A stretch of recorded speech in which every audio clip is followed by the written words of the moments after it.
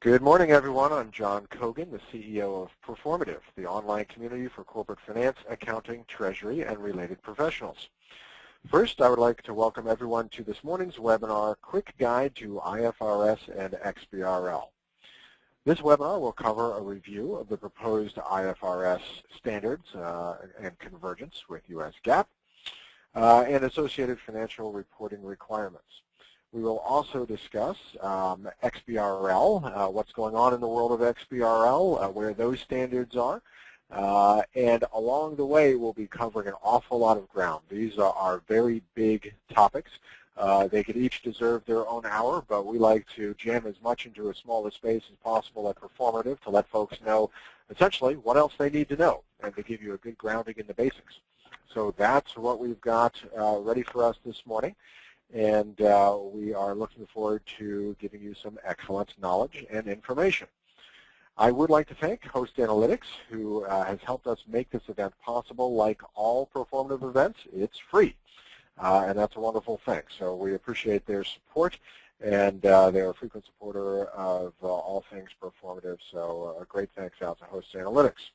Also, I would love to thank our two speakers before we get to them this morning, and I will introduce them and give you some backgrounds.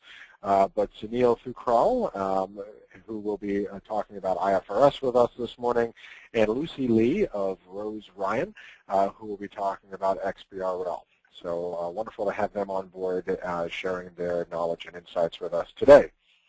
A quick note on today's agenda. First, we will hear presentations from our two speakers, and then we will move to a panel discussion where we will spend the remainder of our hour. We would like this to be an interactive experience for you. So if you have any questions at any time, please feel free to ask them via the question area in your GoToWebinar control panel. You might want to take a quick look at that now. In your control panel, there's a little area marked questions. You might have to hit the plus to open it up. And feel free to hit us with questions anytime. We will have 10 to 15 minutes to take those questions at the end of today's webinar, so we'll just let them queue up and feel free to toss them out at any time. We will be offering CPE credits for the CPAs in today's audience. If you have any questions about that, you can contact Dawn Moore, and her address is dmore@proformative.com. Any questions at all about CPE credits, she'll take care of them for you. If you've pre-registered for CPE credits, you will simply get an email with your CPE certificate within 48 hours of today's event. Speaking of today's event, the deck is probably already out on Proformative. They typically get them posted just before we go live with these events. It's in the area that we call resources. So if you go to Proformative and click on Community up in the top navigation, then there's an area called Resources. You can find the deck for this event. Actually, after the event, we will also, in the Resources area, post the recording of the event if you want to share that with anyone. And Resources is also a great place to find, well, more resources on IFRS and XBRL. And also, if you simply search Proformative under those two topics, you'll find a host of conversations, discussions amongst finance, accounting, and related folks, and resources available. It could be anything from white papers to other knowledge-based documents. So strongly recommend you check that out. Actually, Sunil is a frequent contributor in that area, so you'll find lots of good stuff there. Now, a quick word about Proformative before we get going. This is the first Proformative event for some of you, and we just want to give you a little bit of insight into who we are and why we're here. Proformative is the largest online community for senior finance, treasury, accounting, and related professionals. You don't have to be senior. We just happen to be largely senior. Most of the conversations are amongst CFOs, controllers, et cetera, but we've got plenty of folks at all levels, and everyone is welcome. It's a completely noise-free community. There's no advertising. There's no cost. There's no self-promotion allowed, so you'll never hear someone hawking their goods in the community on Proformative I like to refer to this as the most boring community on the network, on the internet, sorry. All we do is ask questions about work and get answers from our peers and subject matter experts. So it's a really handy tool to have, and anytime you have any question at work, whether it's how do I create a new subsidiary in Hong Kong, or I'm having an issue with IFRS preparation, can anyone help me out, you'll find answers on Proformative. So feel free to check it out. As I said, it's free. It's an amazing resource and very handy for those of us who do finance, accounting, treasury, or related things for a living. And we have a number of learning objectives today, but as I mentioned earlier, primarily we want to give folks a good grounding in IFRS and XBRL and where those two topics kind of sit in today's U.S. corporations. And to get us started, I would love to introduce Sunil Thukral, who is a CPA and a CFA. Sunil has 15-plus years of business experience working with SMBs as well as Fortune 1000 companies in a variety of industries. His background includes technical accounting, including GAAP, IFRS issues, SEC and external financial reporting, process improvements, compliance, GAAP conversions, and audit readiness. In his career, Sunil has effectively dealt with a wide range of complex and non-routine transactions under U.S. GAAP and IFRS. He has worked with various accounting standards, not limited to M&A, accounting and due diligence, share-based payments, consolidations, restructurings, foreign exchange, off-balance sheet exposures, and a whole host of other issues. Sunil is an active certified public accountant and chartered financial analyst, and he's going to take us through the first half of today's presentation. Sunil, please take it away. All right. Thank you, John, for the kind introduction. Hello, everybody. Today we're talking about, this is the first of the webinars on the IFRS and Proformative. So, and a lot of people I see are pretty new to IFRS concept in the US, some are not. So I've tried to gear this presentation to everybody based on, it might be of a mutual interest for everybody here. So what we're going to talk about today is the key what's happening today in the IFRS arena. And I'm going to just take everybody through a simple kind of rules for the principles exercise. Like we do talk about, US GAAP is rules-based, IFRS is principles-based accounting standards. So just have a quick, fun exercise so that you can appreciate this discussion a little bit more. And lastly, we'll just go as to what can I do today. And as John did mention, there'll be a lot of resources on the resources section of Proformative. You can certainly check in there, and based on what kind of feedback I get from you, you can let me know, and I can keep on posting some resources for you, so you can keep coming back and checking the resources there. So moving on, this is like a screenshot from the SEC website. So what happened, just giving a little bit of perspective over here. There was an MOU, like in 2002 onwards, it was SEC, FASB, they had been thinking of having a kind of accounting standards that can be used throughout the world. So that basically resulted in signing off a memorandum of understanding, which basically was signed in 2006, that was amended in 2008. So what you see on this page, that's basically a result of that, the MOU that was signed. If you look at the bottom part, so that was a major step by the SEC. The step that was taken was it started accepting the financial statements as prepared under IFRS without reconciliation to the local US GAAP. So just to give an example, if a company outside of US were to file under US, in the US, they had to actually reconcile their income statement and the balance sheet, the equity, down to the US GAAP numbers so that the people in the US or the investors in the US could actually understand those financial statements. So in 2007, the SEC relaxed that requirement and said, okay, if you're filing the financial statements under IFRS, you do not have to reconcile it to local US GAAP. So this was a huge step. So if you see from that particular perspective itself, the IFRS became a huge importance. Like you have to understand IFRS before you start investing in those companies which are outside of the US. Subsequent to that, if you see the first section of the roadmap for the U.S. issuers, SEC did issue a roadmap. This was issued in 2009. On the next slide, basically, I'll take you through the comments on it. The key kind of comments that came out was the cost. The cost of adoption of the IFRS is going to be huge. Like, should we even go there? Why do we need to go there? And SEC did some kind of preliminary studies, and it said it might cost you close to 0.12% to 0.13%, close to about $30 million for big-sized companies to implement it. So this cost is huge, especially when the economy is going down. No one wants to incur new costs over here. Then there was a debate on convergence over adoption. Like, should we actually converge? Like, let's try to have similar kind of accounting standards, or should we just adopt whole IFRS and just throw the US GAAP away? So then basically, like opens up a can of worms, a lot of issues. You do not have the accountants who are trained in IFRS. You don't have even auditors who are actually trained to verify the statements.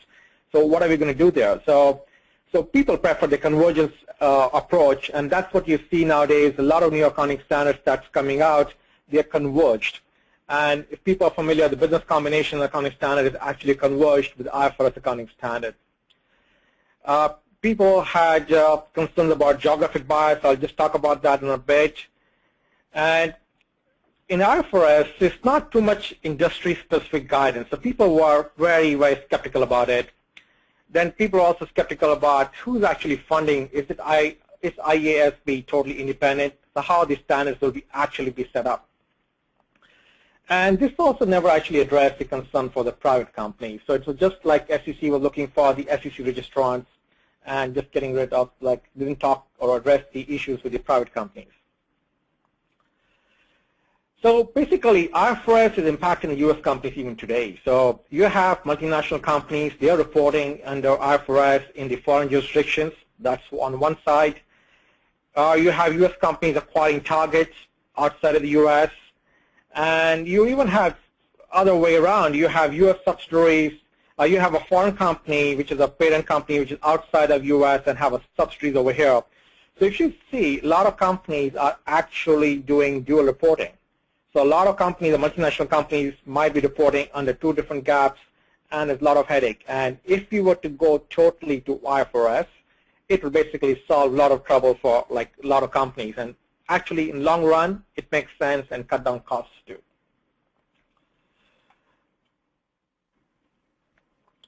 I did mention to you, I just want to briefly tell you about different versions of IFRS. So that's the geographic bias that comes in. Now, there is one IFRS which is basically issued by IASB, or International Accounting Standards Board. Now, if you were to file with SEC, they only accept any financial statements which are prepared as per the English version of IFRS that do not have to be reconciled to US GAAP. Now, what happened was, because of the different pressure from the different countries, they were adopting IFRS, they came out with their own versions of IFRS. So just to a famous one that was in Europe, it's known as the European Union version of IFRS. So they didn't like a few sections of it. So they said, hey, let's strip this thing out. So it didn't remain IFRS as such. And I have been basically reading reports like in India, the same thing, and Asia too, when they're trying to adopt IFRS. Hey, they don't like certain sections of IFRS because they think it might not be good for their countries, so they're stripping that thing out too. And it's, as we always talk about IFRS as principles-based accounting rules, it also depends who is going to apply and how you apply those rules. That's the geographic bias I talk about. You might get 100 accountants in the room, give them a very complex, non-routine transaction, and make sure you get them from 100 different countries around the world, and let them interpret it. And I'm very sure you're going to get different, like, diverging views. And that's one of the key challenges, basically, people think as to IFRS. People talk about comparability, but are the financial statements really comparable? And it's because of you have to make sure which the financial statements have been prepared under which version of IFRS. That's one. And number two, you also need to see the geographic bias too. Now, just imagine yourself, if you're standing on what I call a intersection, what kind of traffic light you will prepare for? On the left, you just see standard normal light, green is to go, red is to stop, or you might have like a complex kind of like so many lights out there. Just gives a feeling of, on the right, I would say more juxtaposing more towards like US GAAP. On the left side is more towards like IFRS. We give you a simple rule and you just follow the rule, or just give you a simple principle, just follow the principle here. So let's moving on. This debate will keep on going on, rules versus principles, how it goes. So what I'm doing is just think about, like, it can be like a situation of a capital lease or operating lease. This is like, you think there are different lease contracts. So I just have like blue circles and yellow circles and different squares in yellow and blue again. Think that there are different kind of lease contracts that you have, or you need to bucket them. So like, forget about it, like lease right now. Think like you have a situation, these are like different contracts with different characteristics. So how would you bucket it? So I'll just give you about a few seconds to think about it. If you were given a situation like this, how would you bucket them into two different buckets, like bucket A and bucket B?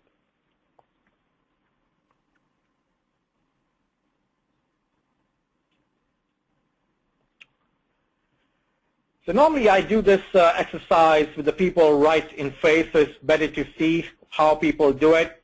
And most of the people will either go one of the situations. They either will be answering, they'll go by shape. They say, let's put all these circles in one side. I don't care about the color. Or other people say, hey, I prefer the color. So we just saw right now, even with the same kind of facts that you had a few objects. And in a diverse group, like normally I get 50-50 or like 60-40 kind of split between the two. People will go either by color or people go by shape. All right. So let's like make it a little bit more interesting over here. So let's say if we had another kind of contract, which is like a different kind of characteristics. So where would you place it in? Would you go back, like if you had like originally started by color, would you go back and start it by shape? Or which way are you going to take it in, right? Because this is a different kind of contract that actually enters the whole picture, and you need to also classify it somewhere. So what I normally see is people like to go over the easy way out, and they say, hey, it's a circle. Let's go back by, even if people have originally gone back and bucketed things by color, they come back and say, let's re-bucket it based on the color, like the shape, because that's easier to do that. Moving on, for example, I give you more additional information here. Hey, the green ball actually had characteristics of 80% blue, or like basically blue and yellow mixed green. And it's about 80% blue in that, 20% yellow. So if I give that additional information to people, people say, hey, let's rebucket it like this. So the idea, basically, the point, basically, what does it all mean over here? So what we have over here is we have, just look at the cartoon, which basically explains this thing. On the left side, there's a graph. You see the numbers going down. There's a different kind of accounting, or like convention. You have the numbers going up. And basically it is you have applying the different interpretation to the same facts might result in a different answer. So that's the reality check for all the accountants. Life for accountants will not become easy when applying simple rules like principles to complex transactions. And it is not interesting, or it's not like cool when actually you're talking to the auditors. You have a different view and the auditors have a different view to it. And it can go back and forth, and it's like a lot of white papers, a lot of like visits back to the national office, and you really have to work hard there.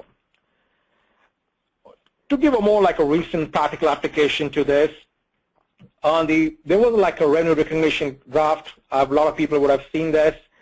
Now, this is one of the webinars I had attended that was hosted by SVA CPA. These are the 100-odd terms that were excluded from the revenue recognition guidance. So as a lot of people who are not familiar with revenue rec guidance, they are having a converged accounting standards between revenue, between IFRS and US GAAP. So they have a one common accounting standard.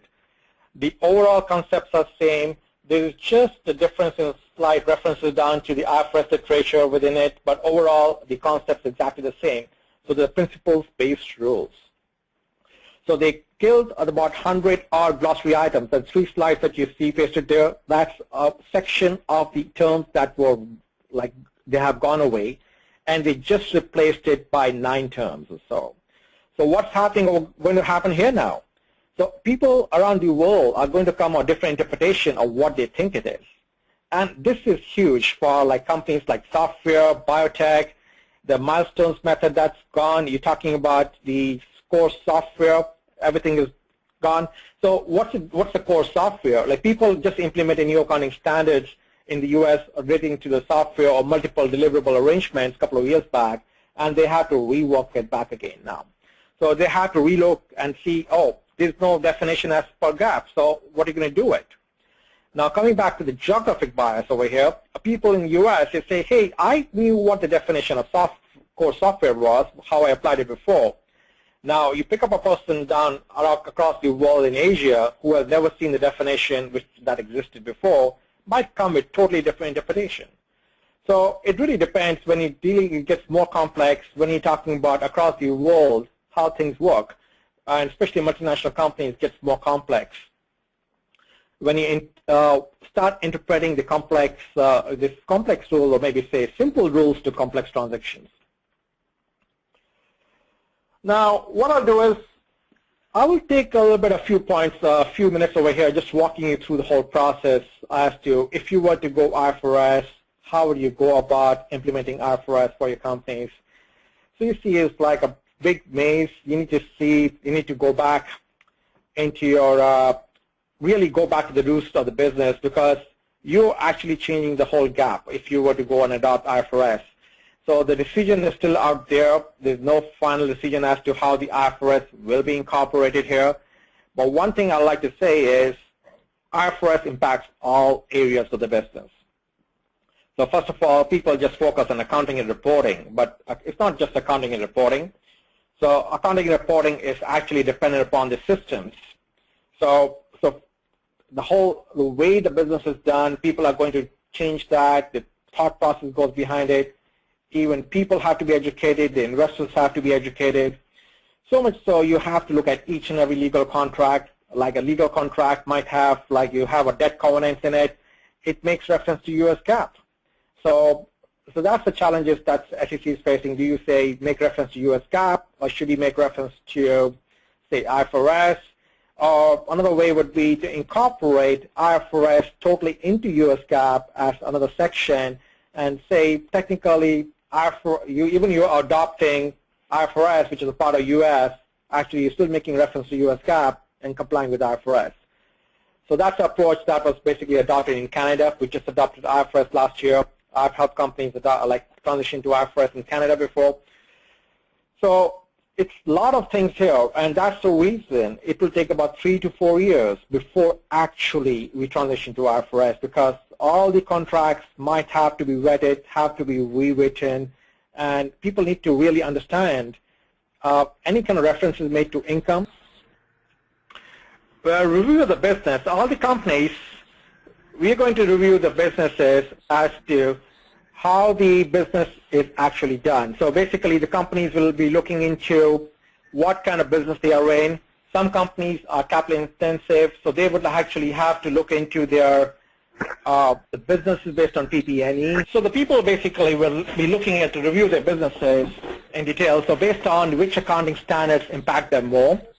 So over here, I'll just basically point in case, like giving a simple example for the property, plant, and equipment. Under IFRS, you need to depreciate each and every component separately. So for example, in the US GAAP, you have like a building. You take the building and depreciate it the way you want to do it. You just say land separately, building separately. But under IFRS, you say you break down the building into different components. You try to see like, okay, let's take a house, a situation of a house. You take the roof. Roof has a house like a life of 15 years. The house has a life of 50 years. So you're going to depreciate these two things separately. So if you take an example of an aircraft, you say, hey, the engine has a life of X amount of years. The tires have a operational life of so many years. So you need to actually go there and basically compute the depreciation or amortization over a longer period of time. Just talked about that. Right. So basically, the next step would be people are looking at the detailed analysis, and that can take up to like a couple of years because people are reviewing each and every contract in detail, and might take some time. Now, one point which I'd like to point out to people with the first slide, what point I have over here is the strategic choices. Now, like for example, you have a foreign subsidiary, you have a lot of cumulative translation adjustment account lying on your books, and a lot of people take IFRS as cleaning up their books process. So what they do is, under IFRS, there's an IFRS 1 that talks about how you transition to IFRS on the date of adoption. So it gives you some choices. There are those strategic choices the company has to really think about. Even if you have, I've seen companies in Canada and other places, they have close to $1 billion of losses, accumulated losses, which are basically lying in equity. You take it a wash through the opening retained earnings adjustment, and it's not going to hit your P&L. Similarly, there's some strategic choices to make a business combinations. You can go back and restate certain of the goodwill amounts so that in the future you are not hit with asset impairments or goodwill impairment issues. So these are a lot of things to think about on these issues. And another one key challenge that you will face would be IFRS are changing. So you have to be in touch because right now a lot of changes on IFRS are going to happen because of the convergence project. By the time goes by, things will be I believe should be better. Moving on, so this is how you document everything. The different kind of tools to track the things. There's a plain vanilla, you keep on creating your directories, keep on saving your data. You have Excel to control it. I'm working with a CPA firm to basically develop a kind of a software tracking tool. The slide that you see, the green portion shows that, okay, what issues have been closed. So you basically have 1,000 issues out there set up by the timeline. And basically, we have which issues we are closing, which issues we are going to close. So if anyone was trying to go IFRS way and he wants a kind of a small demo on it, we just try to look for some pilots that he can basically test run the system on. Please feel free to contact me. You can find me on Proformative. Another one thing you have will be on benchmarking. When you actually start making the choices, you'd like to see what the financial statements are. I like the resource. You can search through Google. That's one way to go about it. I particularly like a resource known as Disclosure Net. It's a subscription-based software, but you can actually type in the keyword like foreign exchange adjustment or companies to change the functional currency on transition to IFRS, something very specific wording. Actually, you can do it for US GAAP and IFRS, that kind of filings, and it will scan through all the filings for you. Right. I guess that's about it. Over back to you, John. Okay, well that was an awful lot of ground covered in a short period of time, and once again apologies to everyone for that bit of background noise we had. We are going to go ahead now, and this is something that we will be doing now and then once again at the end of the next presentation. In order to get CPE credits, we have these two brief polling questions. However, I would ask that you take a look at these and answer them even if you're not here for CPE credit. If you're on this webinar for learning about IFRS, or if you know about your company's plans for IFRS, please feel free to participate in this poll. I'll also take a moment here to remind folks that you can ask questions at any time via the question panel in your GoToWebinar control panel, and we'll queue those up and get to them when we get to the Q&A portion of today's event. So with that, I'll go ahead and close out this poll. We will have one more poll coming up later after Lucy's slides. And now I'd like to go ahead and introduce our next speaker, Lucy Lee. Lucy has a whole alphabet after her name, CPA, CMA, CITP, and a whole host of other items. She is an XBRL expert in the advisory and insurance practice of Rose Ryan. Lucy is a Deloitte alumna with more than 20 years of technical accounting and operational finance experience. She has been instrumental in launching Rose Ryan's specialty XBRL practice, and she leads the Silicon Valley-based consulting firm's XBRL practice. Lucy has been active with the wider XBRL community, participating in a number of XBRL US and XBRL international working groups and SEC conferences. She is an elected member of the XBRL US 2012 Domain Steering Committee, an active member of the Best Practices Committee of XBRL US, and a voting member of the XBRL Global Ledger Working Group of XBRL International. In other words, she is an expert on XBRL, and she is going to take us through the latest and greatest on XBRL, recent update on what's going on with XBRL, and a discussion around best practices. Lucy, please take it away. Thank you, John. Thanks for the warm introduction. It's my pleasure to be here to share with you the latest XBRL lessons learned and reveal what we can do to avoid common errors going forward.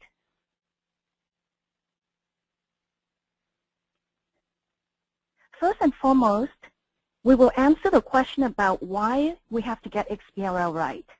We will then review some best practices to ensure data quality, whether you are under limited liability protection or not.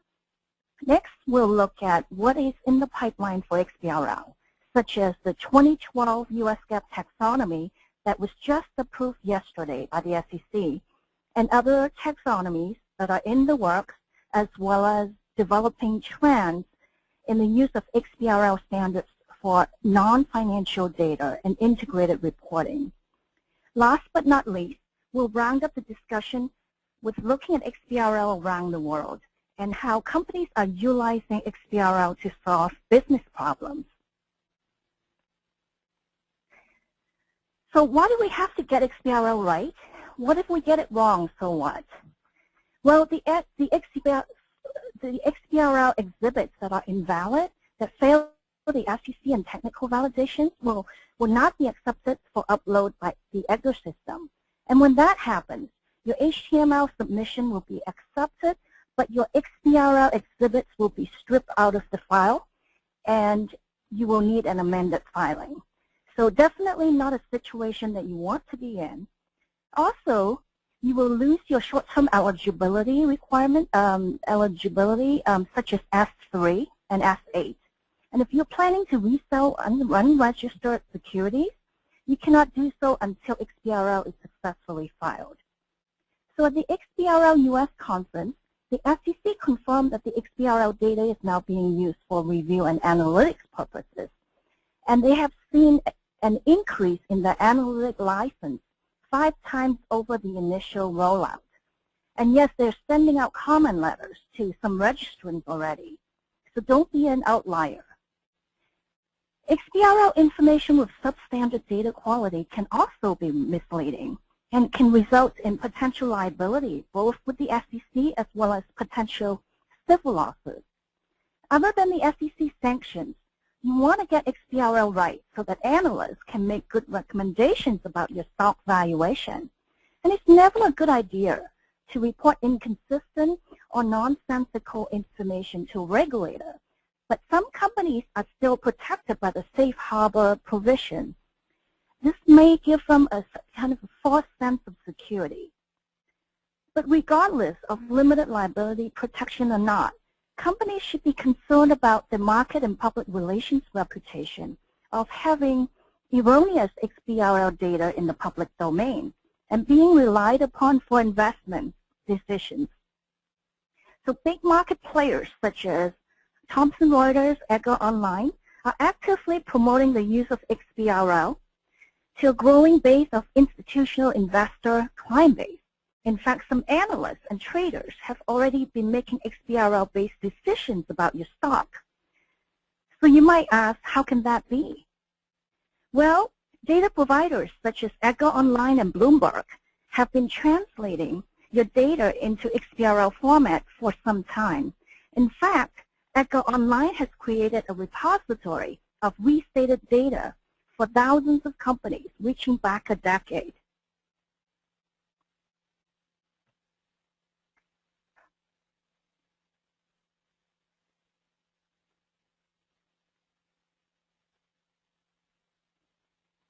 So let's talk about XBRL lessons learned from the latest SEC staff observations. The SEC considers mapping to be the most critical part of XBRL quality control process, and that filers have incorrectly extended on elements that exist in the taxonomy. The SEC recommends using the SEC Private Previewer to view submissions before filing. But the SEC also reminds us that rendering will not match HTML submission, and there is no requirement that they match. Previewer may be a useful tool to check for completeness, but not for accuracy of the text selected, or any of the underlying details like negative values and negated label. So work with your service providers or software tools to extract contextual data from the instance document. This way, you can validate and review for correct precision and signage. Consider using validation tools from your vendors or other SEC test filing systems to make sure that your submission is technically valid before filing. And validate as often as possible because the SEC can turn on additional validations without notice. Completeness, did we tag everything? So don't forget your parentheticals. Your Article 12, Schedule 2, all your ethics schedules, and any monetary amount in your superscripted footnote. There's also calculation links that are missing in the exhibit, and incorrect calculation weights. Anything that are spelled out or written out amount, like the number of years, no shares issued, all that needs to be tagged. While XBRL requirements on 10Q and K are relatively straightforward, but not quite straightforward for registration statements in 8K, so I want to say a few words about it. It can be rather tricky. One thing clear is that XBRL is not required for an IPO. And the reason is that XBRL submission should always be, the first XBRL submission should always be a Q. And obviously with an IPO company, they have never filed a Q before. However, a registrant may voluntarily submit an XBRL exhibit with an IPO if they choose to. But for non-IPO registration statements like S1, S3, and S4, the key questions are whether the financial statements are physically attached or are they incorporated by reference, and whether or not the document contains a price or price range. So the general rule is XBRL is required when you attach physical financial statements in your registration document, and when a price or a price range is provided. Finally, a word on 8K XBRL requirements. To the extent that you revise your financial statements for restatements, discontinued ops, reporting segments, or change in accounting principle or error correction, you will be required to file an 8K. 8K is not XBRL on 8K is not required when you attach pro forma financial statements for your significant subsidiaries in accordance with Article 11 of Regulation Ethics for acquisitions. But whenever you're in doubt, always call up the SEC and find out. As dealing with 8K and registration statements can be rather complex, especially around audited versus unaudited numbers, and whether or not a price or a price range is set. XBRL US has been databasing all the XBRL submissions since the mandate. To date, we have 29,000 submissions with more than 8,000 companies submitted to the SEC database. And there were more than 372,000 data quality issues. And again, the highest on the list is negative values. Invalid axes member combination, which is your element and dimensional member combination, are not valid. Examples are shares issued versus treasury stock. Calculation weight is the other most common errors. So now how do we check for common errors? Let me review the guidance and talk about how to choose the right tag and tell your story. When reviewing your definition, it has to include material amounts and it can exclude immaterial amounts. And always choose the tag with the most narrow definition. And in the event that you have to extend, the SEC encourages filers to be consistent and borrow tags from the taxonomy. And watch out for negative values. Oftentimes the signs in your HTML and viewer are presented as negative with brackets, but the raw data in your instance should always be tagged as positive. And why is this? Because the US GAAP taxonomy is designed to reflect a natural or an absolute balance. And think about your general ledger system. It shows your debits and credits rather than positive or negative. And it's helpful to think about XBRL the same way. If you see a negative number in your raw data, ask whether it makes sense for the balance to be negative. Always check the definition and determine if that element should be one way, like your revenue or an expense, or two-way, like your proceeds and payment, profit or loss, gain or loss. Other than looking at the definition, you can always review other filings for comparability and use software to check your calculation link base. The SEC also found confusion over the use of pure units, which are your percentages. And the only time when you can use pure units is on percentage, rates, and ratio, like your debt instrument interest rate. And the decimal should always be 4. And of course, the pure unit should not be used for useful lives, your EPS, number of employees, or common shares outstanding. So some of the XBRL best practices, always focus on quality. Look at the metadata rather than trying to match the viewer. Document your judgment on your tax selection as part of your disclosure control and procedures, especially around key mapping decisions, taxonomy choices, and data modeling around dimensions. Develop a cross-functional review team. Have your pre-close and post-mortem meeting. Discuss what went well and implement a continuous improvement process. A recent trend is to involve internal audit or other professional service to help with a quality assurance of review. Another best practice is to develop a documentation guide based on the SEC rules, the Agile Filer Manual, the XBRL US Preparer's Guide, as well as best practice minutes. Establish a compliance checklist to address data quality and compliance issues. And a good source of such a checklist can be found in Appendix B of the AICPA exposure draft on their agreed upon procedures. And for each of those XBRL quality attributes like completeness, accuracy, proper mapping, and validation structure, assess what could go wrong and implement a safety net and control environment to help mitigate risk of errors. Be also mindful of your 10Q and K difference because it could impact your XBRL tagging. For example, 10Q condenses your other I&E, whereas the 10K breaks them out into interest income, interest expense, or other income and expense. And this can cause comparability issues, filings over filings. It has also been observed that detailed footnote tagging creates 10 times the tag, but it does not have to be 10 times the work. So you can simplify XBRL tagging by simplifying your disclosures. And the more streamlined your disclosure is, the less tagging there is. And remember, it's the quality and not the quantity that counts.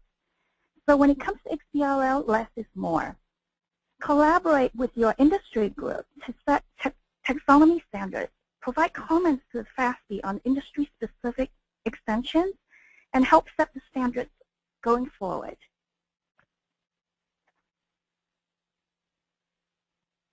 So we have limited liability protection until October 31st, 2014. So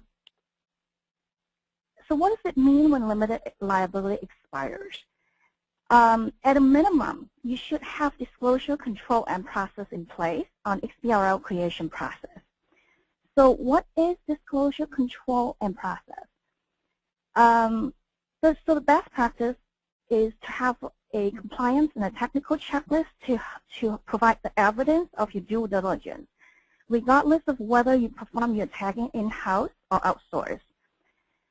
Quality, DC, and P are very company specific, but you want to document your due diligence around, did I choose the right tag? Did I tag everything, completeness? Is the metadata correct? Did I have the right signage or unit type? Does it pass SEC and technical validation? So XBRL currently is not subject to offers the certification of stocks. However, as technology continues to advance and XBRL gets built into your close process, it may start to fall into the SOX environment. So typically, XBRL is bolted on at the end if you work with a service provider like a financial printer, but an integrated XBRL solution starts to use XBRL in the preparation of HTML financial statements. And when that happens, XBRL may be subject to SOX 404. So in addition, you may want to talk to your audit committee regarding an AICPA agreed upon procedure on your XBRL. AUP is not an opinion on attestation. It's just a set of procedures to provide you some findings and some quality recommendations for XBRL files. I would recommend putting together a rigorous common error review program based on the SEC staff observations on commonly missed tags and appropriate extensions and tag review and tag errors review, and maybe even engage your internal audit your internal audit team to perform some AICPA AUP steps to help mitigate the risk of errors.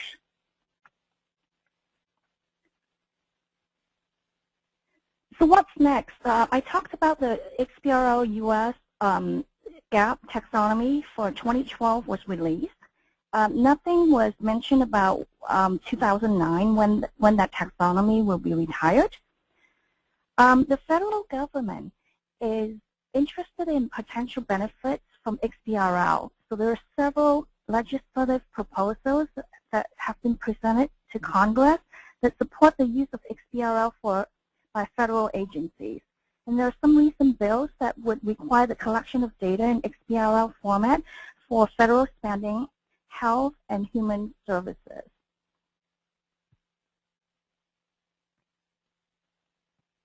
Analysts continue to lobby for tagging earnings release table, earnings consensus, GAAP versus non-GAAP bridge, as well as some of the MD&A tabular disclosure and proxy data. Proxy actions, corporate actions such as stock split, dividends are currently pivoted. There are three organizations. They joined forces to drive down the cost and mitigate the risk of corporate actions. And currently, it's being voluntarily adopted in a pilot program by 4 financial firms, including Bank of New York and JP Morgan Chase. And in the most recent XBRL and Financial Analyst Technology Conference last month, my star of the SEC is looking at efficiency changes within the SEC filing and the use of potentially using iXBRL and the filing of a single report to the SEC as a possibility. So iXBRL is inline XBRL.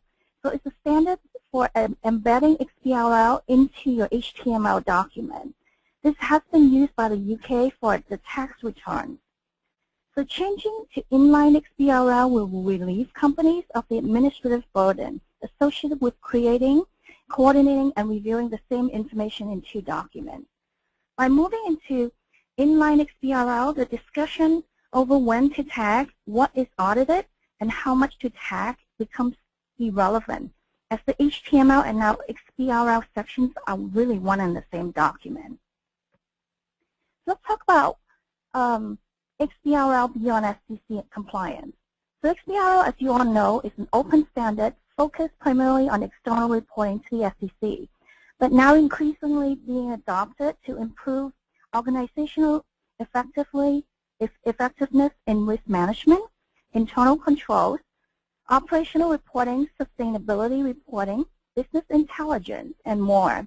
For example, at the XBRL US Annual Conference, Microsoft discussed how they leverage XBRL to populate its investor relations website, while at the same time deliver data to the SEC. As more companies look beyond the compliance aspects of XBRL, they too may recognize that both internal and external opportunities with their XBRL data. This will require firms to bring the tagging process in-house, moving away from the current bolt-on to after-the-fact tagging practices into a more built-in approach that integrates with their ERP systems. Companies are also realizing that XBRL can improve their internal reporting in the last mile of finance. XBRL Global Ledger taxonomy has been getting a lot of traction as well. There are private companies and nonprofit implementing the Global Ledger. So think of the XBRL Global Ledger as the glue that links your financial and your non-financial data across disparate systems. So data are tagged at the transaction, at the chart of accounts level. And XBRL GL has tremendous downstream benefit in the whole business information supply chain, such as in virtual close, continuous monitoring, and auditing. So last week at the XBRL International Conference, Deloitte, together with the GRI, the Global Reporting Initiative, have launched the new XBRL taxonomy for sustainability reporting. Data on sustainability performance of companies, including carbon emissions, water use, and human rights infringement, can now be easily tracked and reported using XBRL taxonomy. So XBRL is also going green. As you can see from this list, there are many different XBRL projects underway around the world. And a number of countries are moving towards standard business reporting where multiple regulators are adopting the XBRL standard using a common language in Belgium, Netherlands, and Australia. And there's also a growing interest in Solvency II for the European Insurance Occupational Pension Authority. Then there is the XBRL Risk and Control Taxonomy, which is developed by the OCEG, and it can be used for enterprise risk management and self-control assessment. So beyond financial and non-financial XBRL reporting, we have other uses of XBRL, such as innovative journalist software that automates the writing of articles based on XBRL data in SEC filings. For example, Market Brief is a new startup company in Mountain View, California. They're pumping up stories in seconds using extracts from the SEC XBRL database. The other XBRL applications include crime statistics for law and enforcement and homeland security, healthcare data for health providers and insurance, and clinical trials and research and development in the life sciences, along with risk management and risk abatement in general corporate environment. So these applications will help drive XBRL adoption exponentially in the next few years. With that, I'd like to hand this webinar back to John. Thank you. Thank you so much, Lucy. Greatly appreciate that. I'm going to go ahead and launch the second poll here, and I'll note that we neglected to leave a choice for those who are not using XBRL at their companies. If you're not, go ahead and leave it blank. Even if you're here for CPE credits, we'll credit you for this. We can still see that you're on during this part of the program. But for anyone who is utilizing XBRL, we would love for you to answer this poll question, whether you're interested in CPE or not. We'll leave that out for just a moment. I'll remind folks, if you have any questions, now would be the time to ask. We're only going to have time to get a few questions into our panelists, and we'll do our best to wedge a couple in before we close things out here today. So I'm going to go ahead and close out that polling question. We'll move to the Q&A now, and I'm actually going to just ask the first question out to Sunil briefly here, since we only have a few minutes to go. What is the current timeline for IFRS convergence and then required adoption in the U.S.? What's our visibility to the timeline right now? Right. There's no current timeline as of yet. There's a lot of debate on it. SEC was supposed to come up with a decision sometime spring of 2011. Then it said they required some more time to look into it. Then there was like an AICPA conference in December last year. It said, okay, another few months. So basically, I would expect some kind of decision from SEC sometime this year to have a direction. And there's no actual requirement by any U.S. company to report under IFRS. Now, AICPA has been trying to push forward for an optional adoption, like if some companies would like to optionally adopt IFRS, try to provide that kind of option here. But overall, there's no timeline, John. Okay, well that's a little distressing, but I guess that's the latest and greatest. So we just have to sit tight and wait for them to get things figured out, and then undoubtedly there'll be a whole adoption timeline and roadmap. So stay tuned, everyone, for that. A quick question for Lucy here. Do you recommend when a company is first adopting XBRL that they use a service provider first, then migrate to in-house technology and personnel? Yes. I would recommend in a company who have not implemented XBRL to work with service providers and learn the tagging and the process and the SEC rules, and then gradually transfer that knowledge in-house and bring that process in-house. There's a lot more efficiency involved in that, less time involved in the back and forth coordination, and less pencil down time as well. Gotcha. Absolutely. Great, thank you.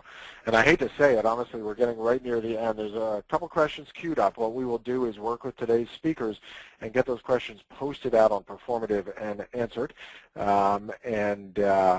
We appreciate your patience. We just had a lot of content to get through today.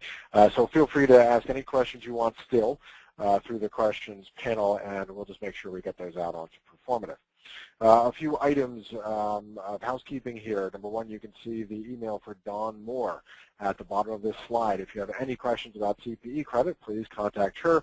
If you pre-registered for CPE credit, you will simply be getting your certificate via email within 24 hours.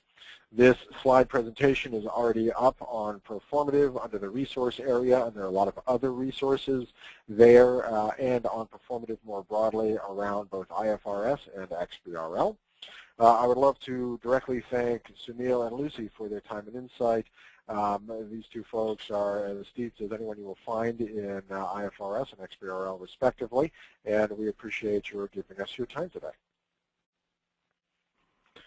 I would also like to thank Host Analytics, who made this entire event possible. Thanks to their generosity and care for folks in corporate finance, accounting, and related functional areas, we can put this event on and everything we do at Proformative for no cost to our users. And with that, I would like to thank all of the attendees today. We greatly appreciate your giving us your valuable time.